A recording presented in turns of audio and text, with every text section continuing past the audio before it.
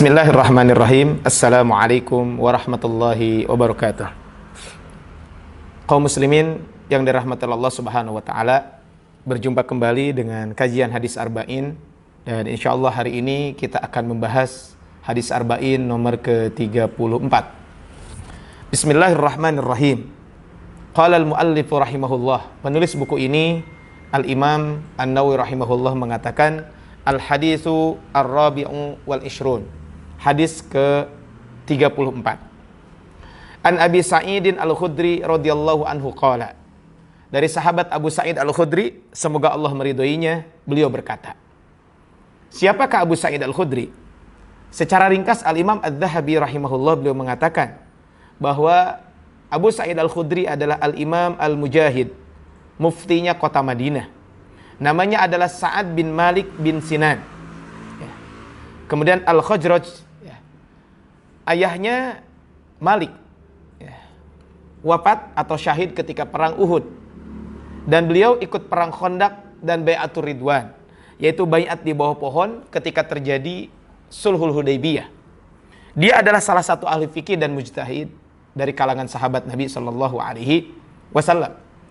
Hanzalah bin Abi Sufyan meriwayatkan dari guru-gurunya bahwa dia tidak ada seorang pun yang lebih mengetahui hadis-hadis dari para sahabat dibandingkan dengan Abu Sa'id Al-Khudri. Musnad Abu Sa'id terdapat kurang lebih sekitar 1170 hadis. Pada riwayat Imam Bukhari ada 43 hadis. Kemudian pada riwayat Imam Muslim, Bukhari Muslim ada 43 hadis. Pada riwayat Imam Bukhari ada 16 hadis dan riwayat Imam Muslim saja ada 52 hadis. Abu Sa'id Al-Khudri ini wafat pada tahun 63 Hijriah. Sami'tu Rasulullah sallallahu alaihi wasallam yaqulu. Saya pernah mendengar Rasulullah sallallahu alaihi wasallam bersabda, Man ra'a minkum munkaran. Barang siapa di antara kalian melihat kemungkaran. Di sini disebutkan dengan ungkapan man, artinya siapa. Pada dasarnya ungkapan ini adalah berlaku untuk umum, yakni siapa saja yang melihat dan mengetahui kemungkaran tanpa kecuali. Ini merupakan hukum dasar yang berlaku. Namun para ulama kita menyebutkan bahwa yang dimaksud dengan man ra'a minkum yang disebutkan di dalam hadis ini adalah pertama adalah para mukallaf, orang-orang yang terkena beban syariat. Sehingga kalau ada anak-anak, orang gila, orang yang pingsan, orang tidur dan semisalnya, itu tidak termasuk yang disebutkan man di sini. Kemudian man yang kedua berlaku bagi orang yang melihat dan mengetahui.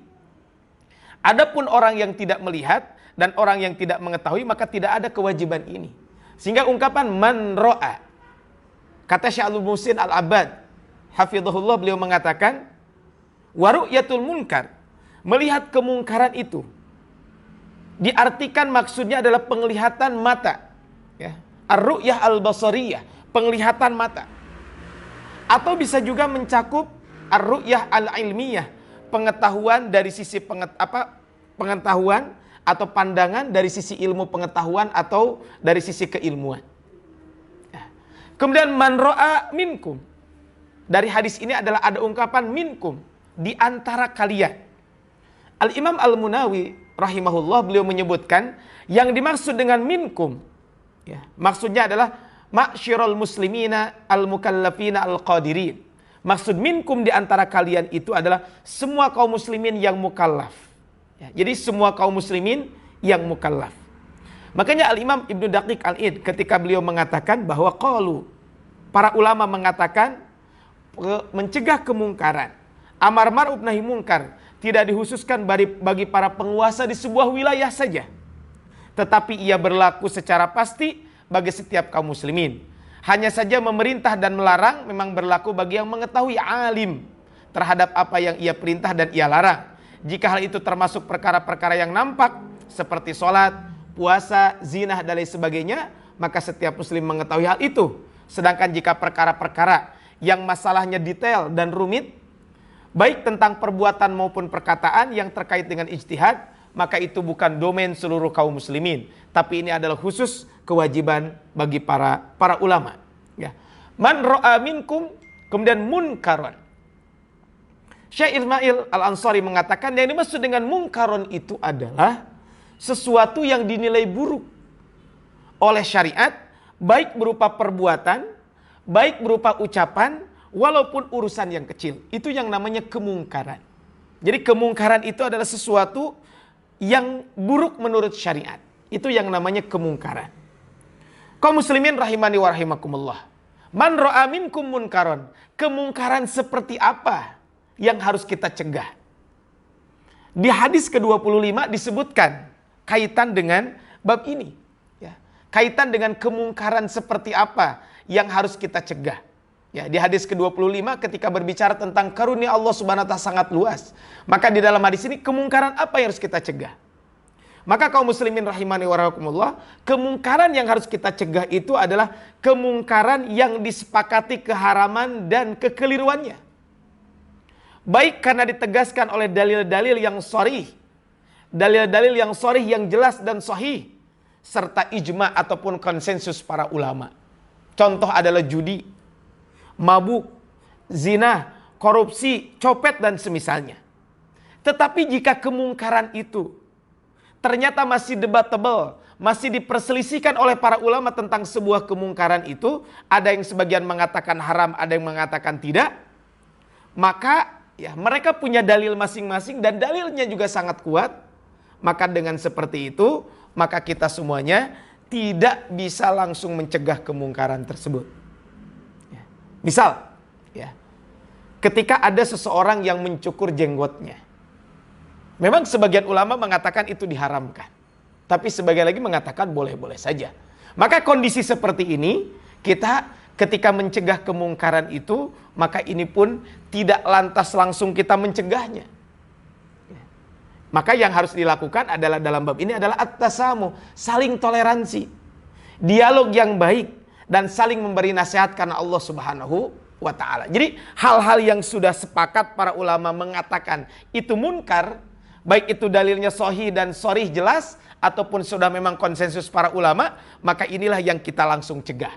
Adapun yang debatable, tentu yang para ulama berbeda pendapat, para ulama tidak ijma, tidak sepakat tentang ini, maka kita harus tasamu, kita harus toleran, kemudian juga dialog yang baik, dan saling memberikan nasihat karena Allah Subhanahu wa ta'ala, dan keluar dari khilafiyah adalah jalan yang lebih selamat dan lebih utama.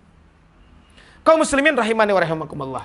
Al-Imam As-Suyuti rahimahullah beliau mengatakan, ya, al-qaidatu al-khamisatu wa thalathun, kaidah ke-35, la yunkarul mukhtalafu fihi wa innama yunkarul mujma'u alaih.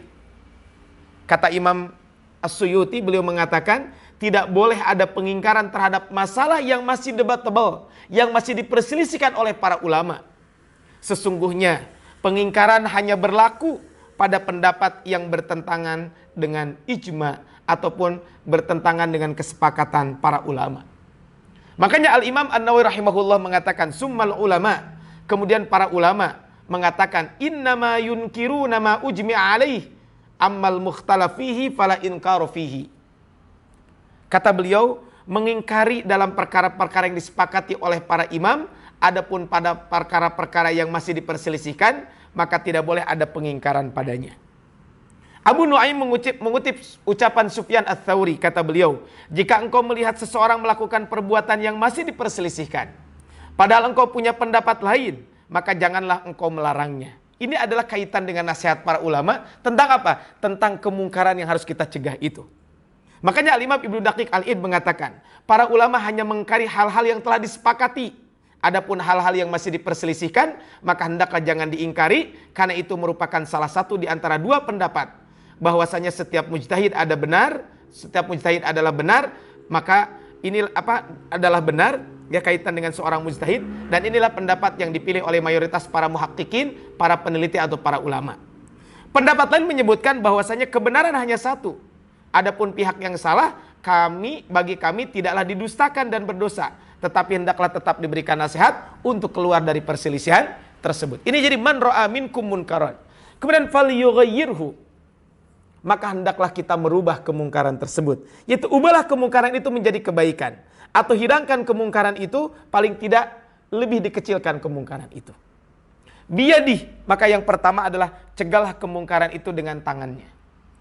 Syekh Abdul Muhsin Al-Abbad hafizahullah, beliau mengatakan, cara mengubah seperti ini adalah tugas penguasa dan wakilnya atau aparat pada wilayah kekuasaan yang umum, dan juga termasuk seorang pemilik rumah pada keluarganya pada wilayah yang lebih khusus. Artinya orang yang punya kekuasaan, maka rubahlah dengan tangan. Jadi mengubah kemungkaran dengan kekuatan adalah bagi penguasa dimanapun levelnya. Bapak-bapak sebagai seorang kepala keluarga, maka ketika ada kemungkaran, maka dengan kekuasaan yang dimiliki, cegahlah hal tersebut. Kemudian juga dari level RT sampai presiden dan kepala rumah tangga di rumahnya, semuanya adalah punya kekuasaan masing-masing. Hal ini bisa bisa mengeluarkan undang-undang anti maksiat, contohnya bagi aparat yang berwenang dan lain sebagainya. Ini kaitan dengan apa? Kaitan dengan man ra'a minkum munkaran. Dan contohnya adalah Abu Bakar As-Siddiq radhiyallahu anhu. Ketika para penentang zakat datang, maka apa yang dilakukan oleh sahabat Abu Bakar radhiyallahu anhu? Maka beliau melakukan pencegahan dengan memerangi orang-orang yang tidak mau membayar zakat tersebut. Falyughayyirhu biyadihi.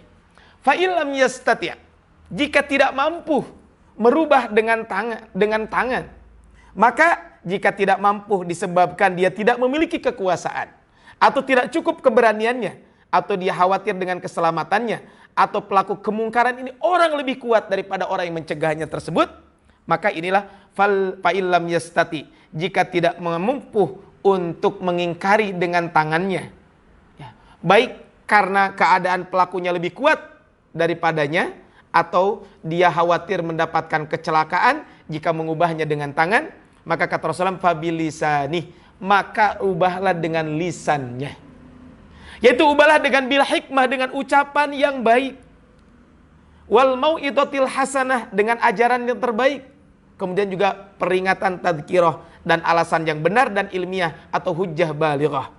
Makanya kata Al-Imam Al-Munawi, ai bil qauli, itu ubahlah dengan perkataan, kal istighatsah, dengan kita cara meminta bantuan atau teguran keras jika memenuhi syaratnya. Ini adalah falyughayyirhu bilisan. Fa illam yastati fabilisani. Fa illam yastati, jika dia tidak mampu juga dengan lisannya. Kenapa? Bisa jadi dia tidak mampu dengan lisannya adalah karena memang untuk keselamatannya, karena keselamatan si pencegahnya, seperti takut fitnah atas jiwanya, anggota badan dan hartanya. Fa biqalbih, maka dengan hatinya. Kaum muslimin rahimani wa rahimakumullah, fa biqalbih, merubah dengan hati itu maksudnya apa? Membenci perbuatan tersebut. Itu adalah paling minimal yang dilakukan oleh seorang yang beriman. Makanya Imam Ibnu Allan mengatakan, mengingkari dengan cara membenci hal itu, dan bertekad jika seandainya dia memiliki kemampuan dengan ucapan dan perbuatan, maka dia pun akan mencegah. Itu adalah fa biqalbih, yaitu mencegah dengan hati. Karena hal yang wajib membenci kemaksiatan, maka ridho terhadap kemaksiatan merupakan bentuk partisipasi bersama pelakunya. Sedangkan dalam Al-Quran, wa ta'awanu 'alal birri wat taqwa wa la ta'awanu 'alal itsmi wal 'udwan. Maka fa illam yastati bi qalbi, kata Rasulullah, wa dzalika, cara mengubah kemungkaran dengan hati itu yang merupakan pilihan terakhir, maka itu adalah adhaful iman, maka itu adalah selemah-lemahnya iman. Kaum muslimin rahimani wa rahimakumullah, maksudnya adalah selemah-lemahnya amalan adalah mengingkari kemaksiatan di dalam hati, dan ini merupakan buah dari keimanan. Makanya Imam Ibnu Allan mengatakan, adhaful iman ay aqalluhu thamratan, yaitu adalah yang paling kecil, yaitu adhaful iman, yang paling buah yang paling kecil. Ini disampaikan seperti itu. Kaum muslimin rahimani wa rahimakumullah, ketika ada orang yang diam, ketika ada kemungkaran, maka kita sebagai orang beriman jangan suudzon. Maka kepada orang-orang tersebut kita tidak boleh suudzon.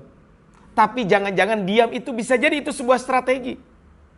Bisa jadi diamnya seseorang merupakan menyusun strategi, atau menunggu timing, menunggu waktu yang tepat untuk melakukan perubahan.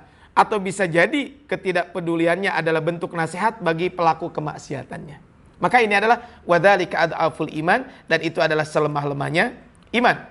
Kaum muslimin rahimani wa rahimakumullah, hadis ini adalah rawahu Abu Daud wa Tirmidzi.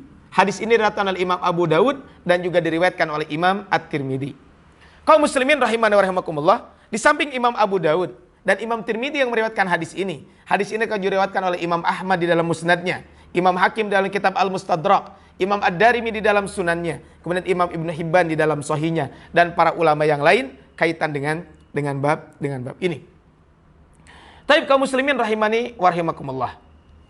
Kalau kita lihat hadis ini, ya, hadis yang barusan kita sampaikan tersebut adalah, ya, kalau kita lihat hadis yang barusan kita sampaikan, hadis nomor 34 ini adalah, mohon maaf tadi, rawahu Muslim, hadis ini adalah riwayat Imam Muslim. Jadi bukan riwayat Imam Abu Daud, mohon maaf. Ini adalah riwayat Imam Muslim. Nah, Imam Muslim meriwayatkan di dalam sahihnya. Tapi kaum muslimin rahimani wa rahimakumullah, hadis ini ada latar belakang, ada asbabul wurud, latar belakang munculnya hadis ini. Sebagaimana disebutkan di dalam Sahih Muslim, haddatsana Abu Bakar bin Abi Syaibah, menceritakan kepada kami Abu Bakar bin Abi Syaibah. Haddatsana Waqi' an Sufyan, menceritakan kepada kami Imam Waqi' dari Sufyan. Wa haddatsana Muhammad bin Muthanna, kemudian menceritakan kepada kami Muhammad bin Muthanna. Haddatsana Muhammad bin Ja'far, menceritakan kepada kami Muhammad bin Ja'far. Haddatsana Syu'bah, kilahuma an Qais bin Muslim. Syu'bah meriwayatkan dua-duanya dari Qais bin Muslim, an Tariq bin Syihab, wa hada hadisu Abi Bakar. Dan ini adalah hadis Abu Bakar mengatakan apa? Awwalu ma bada'a bil khutbati yaumal id qabla sholati Marwan. Marwan adalah orang yang pertama kali melakukan khutbah sholat id sebelum sholat. Kan kita tahu bahwa kalau sholat id itu sholat dulu baru khutbah. Nah, Marwan adalah orang yang pertama kali melakukan itu. Faqama ilaihi rajulun. Ketika Marwan naik mimbar tersebut, maka ketika itu ada seorang laki-laki yang berdiri. Faqala as-salatu qabla al-khutbah. Salat dulu baru khutbah. Ini disampaikan begitu. Salat dulu baru setelah itu khutbah. Faqala qad turika ma hunalika. Maka disebutkan, maka ya, salat dulu baru khutbah. Kemudian dia menjawab, jemaah di sana telah meninggalkan tempat.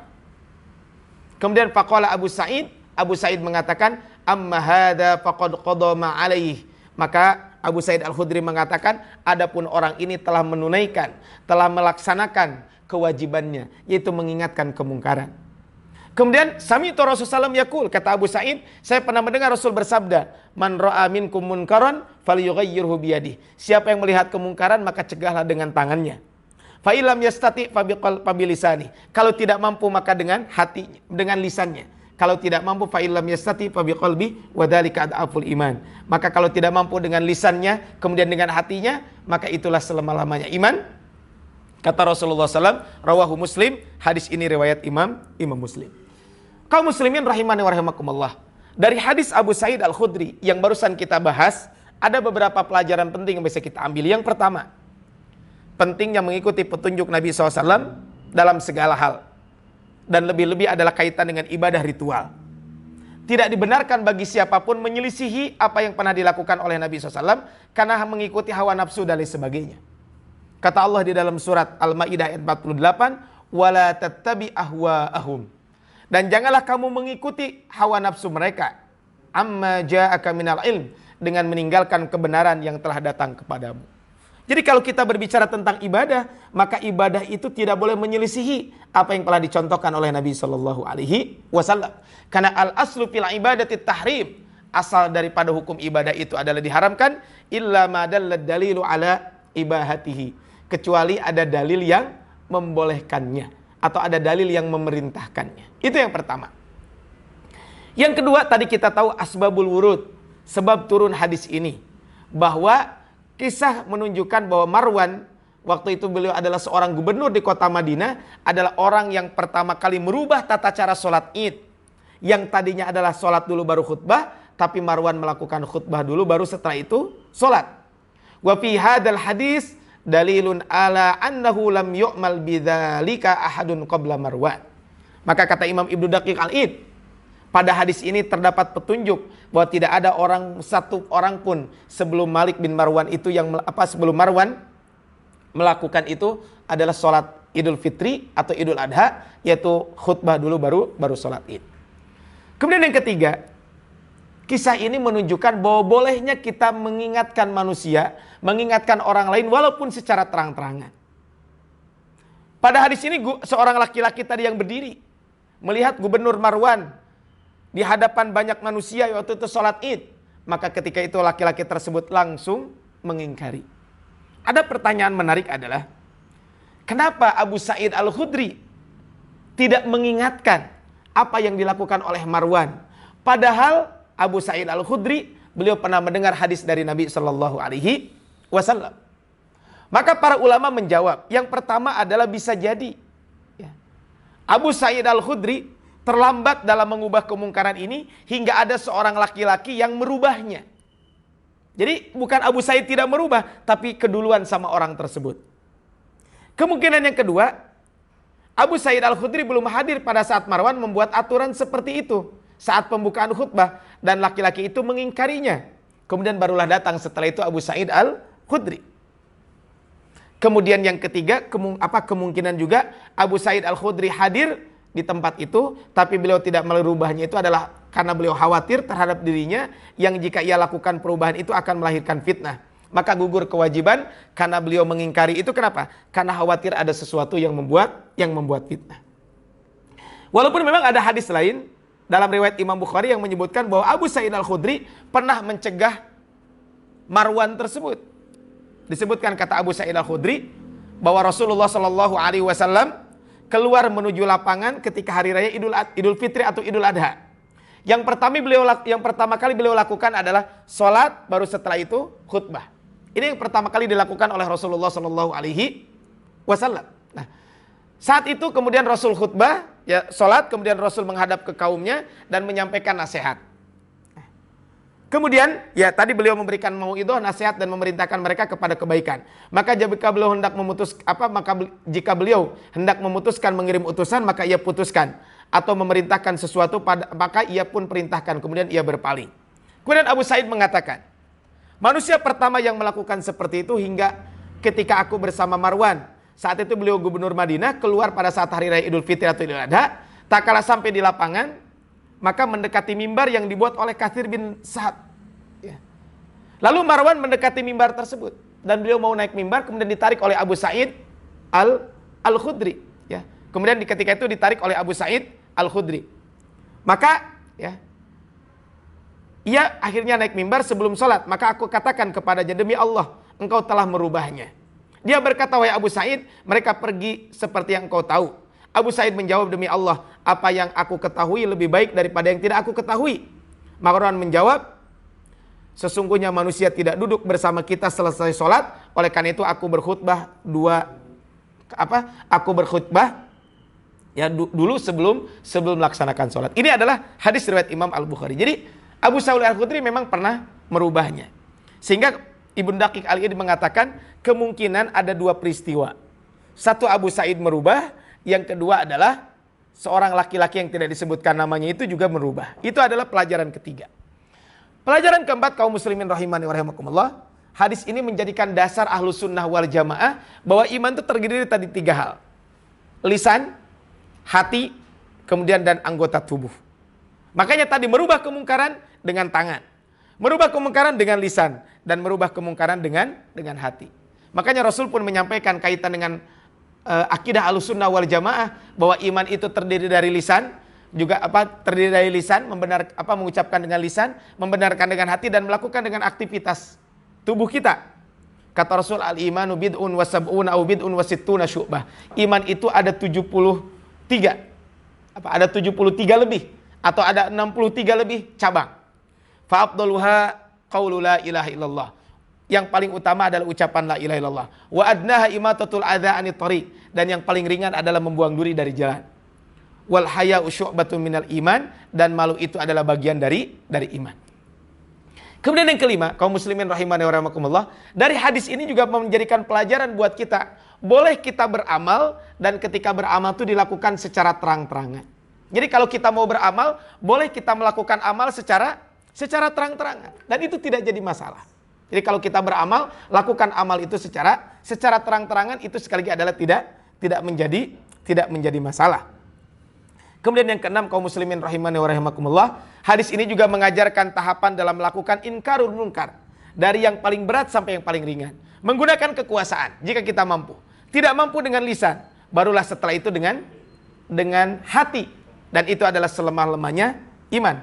Makanya alhasil dari hadis ini, inkar munkar harus disesuaikan dengan kemampuan kita. Mana yang bisa kita mampu? Makanya Syekh Ismail Al-Ansari beliau mengatakan, wujubu taghyiril munkar bikulli ma amkanahu mimma dzakar.